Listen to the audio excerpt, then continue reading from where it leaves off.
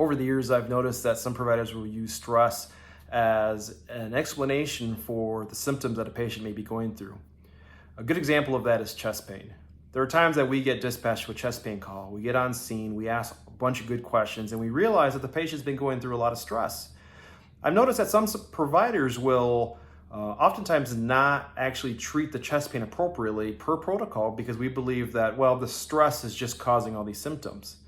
What we need to understand is that stress can really manifest itself in multiple physiological ways. What happens when we go through a stressful event? Well, some people will have an increased respiratory rate, an increased heart rate, and they become diaphoretic. That sounds like it's a lot of stress on the heart, doesn't it? What happens when we run a mile? Well, with some people, we have an increased respiratory rate, increased heart rate, and we become diaphoretic. That's also a lot of stress on the heart. What I want you guys to do is take stress seriously.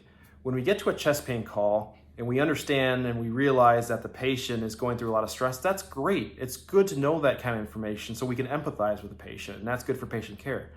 But we also need to make sure that we treat the patient appropriately and treat symptoms appropriately, okay? What we need to do is ask all the appropriate OPQRST questions. And those are questions that will help us dictate whether or not we're going to go down the chest pain protocol or not.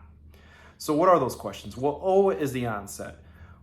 What or when did this occur? What happened that caused the chest pain? Or when did it occur? Did you notice something just happened that was very stressful that caused the chest pain to start? Or did you run into a wall, you hit your chest, and that's when the chest pain started? So provocation is the P. So what makes that chest pain better or worse? If you take a deep breath or you press on your chest, does that make the pain worse? If not, then that should start sending some spidey senses in your brain and saying, hey, maybe something else is really going on. Q is quality. Explain the pain to me. Help me understand what the pain feels like. Does it feel like there's an elephant on your chest? Does it feel like a stabbing pain? Does it feel like a crushing pain? The severity is S. So on a scale of 1 to 10, 10 being the worst pain in the world, how bad is that pain? R is going to be radiation. So where does that pain move? Does it go anywhere else in your body? Does it radiate anywhere else in your body?